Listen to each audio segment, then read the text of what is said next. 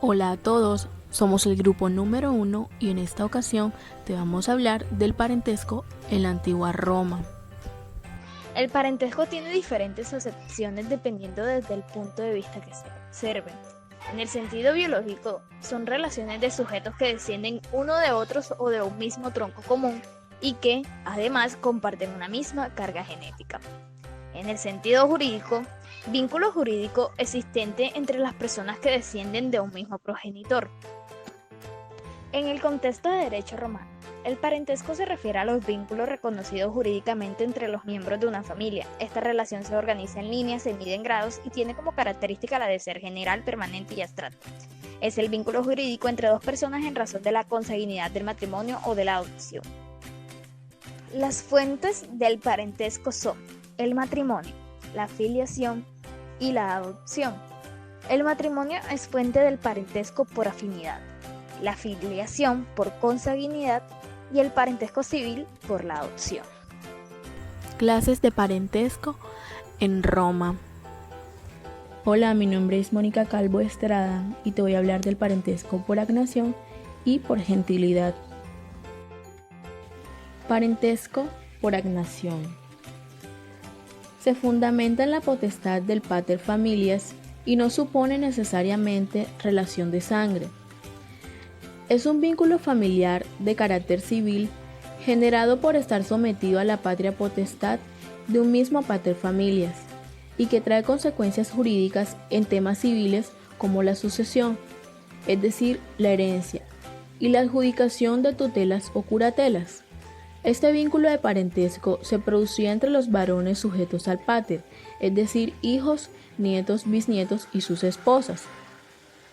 También estaban las hijas, nietas, bisnietas del pater que aún no se hubiesen casado, pues de ser así, ellas conformarían vínculo de agnación con la familia de su esposo. En la mayoría de los casos, la esposa también entraba en la familia agnaticia del pater, por la constitución de potestad in manus, accesoría al matrimonio, convirtiéndose ella en agnada de sus hijos, lo cual se denomina locofiliae. Parentesco por gentilidad. Este parentesco indica la pertenencia a una misma gens, es decir, conjunto de familias que provienen de un antepasado. Este parentesco es el que existe entre las familias que tienen un ascendente común. En principio, el gens era un concepto que hacía parte de los patricios. Servía para distinguirse de aquellos que no tenían gentilicio. Más adelante, cuando los plebeyos ocuparon estado de ciudadanía, comienzan a utilizar gentilicios. Finalmente, este concepto pasa de ser reservado a ser de uso general. Hola, mi nombre es Sharimar Gómez y yo les vengo a hablar sobre la cognación. La cognación era el parentesco por sangre que se refiere a las personas que descienden unas de las otras. Esta solo constituyó efectos jurídicos civiles respecto al padre en el gobierno del emperador Justiniano. Cuando existía el matrimonio legítimo, es decir, cuando estaba compuesto solo por las personas libres y los ciudadanos romanos, los hijos varones agnados respecto a un pater familias también eran cognados entre sí, y las hijas solo lo eran mientras estuvieran solteras, pues al casarse entraban en la familia agnaticia de su esposa. El vínculo de cognación nunca se perdía. Cuando los hijos e hijas no eran fruto de un matrimonio romano legítimo, sino de un concubinato, que era la unión estable entre personas libres sin la maritalis affectio, o sea, sin la voluntad de ser marido y mujer, estos hijos eran agnados por parte de la familia de su madre y solo cognados respecto a su padre. En la cognación se distinguen las líneas rectas de carácter descendente y ascendente y las líneas colaterales, de modo que cada grado de cognación se hace coincidir con una generación. Soy Juliana Carvajalino y les hablaré sobre el parentesco por afinidad en Roma. Este tipo de parentesco familiar existía entre el esposo o esposa y los parientes de su pareja, y solo se adquiría si la unión era fruto de un matrimonio civil romano. En este parentesco podría existir una línea recta, como por ejemplo entre uno de los cónyuges y los descendientes o ascendientes del otro, o en línea colateral, o sea, entre uno de los cónyuges y los parientes colaterales del otro. Una de las personas ligadas por el vínculo de afinidad es siempre el cónyuge, y por eso los parientes de un cónyuge no son afines con los parientes del otro, sino solamente con el cónyuge mismo. El parentesco en Roma podría ser por línea recta o colateral. La línea recta en Roma era la existente entre personas que descienden unas de otras de forma directa, y esta podría ser descendiente o ascendiente. La línea recta descendiente son aquellas con las que descienden sucesivamente de él de manera directa, o sea, los hijos, nietos, bisnietos o tataranietos. La línea recta ascendente son aquellos de los que descienden de manera directa, es decir, padres, abuelos, bisabuelos, tatarabuelos o trastatarabuelos. Distinguimos, ante todo, entre familia agnática y familia cognática. La familia agnática es el grupo formado por los paterfamilia y todo aquello que se encuentre sometido a él en la línea recta descendiente.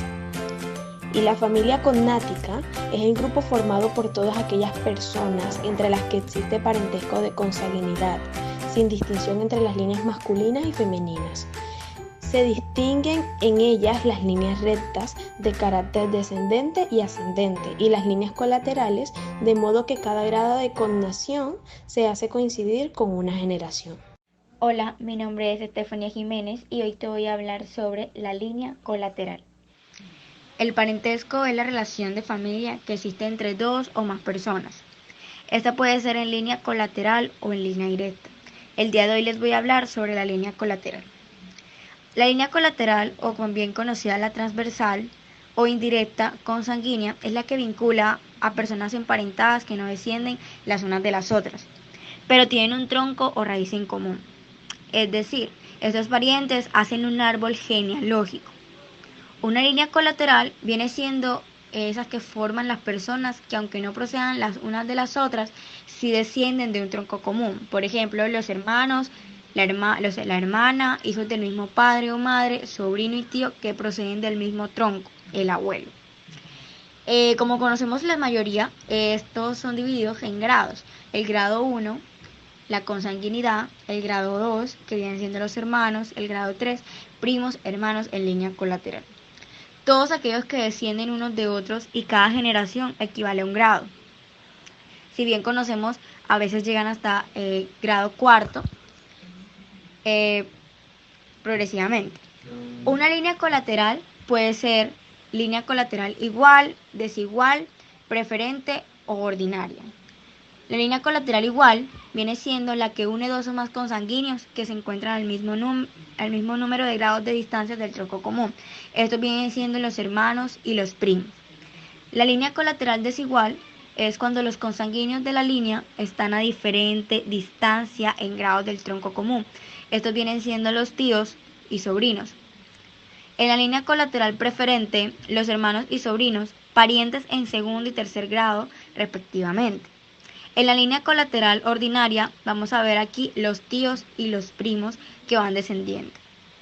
Si bien esta clasificación de líneas de parentesco proceden de la época clásica, y esta se viene viendo reflejada de forma prácticamente literal a lo entendido en la actualidad. Estas las podemos encontrar en las 7 partidas de Alfonso X el Sabio, y podemos conocer a profundidad que el parentesco en las familias es más profundo a un lazo de sangre.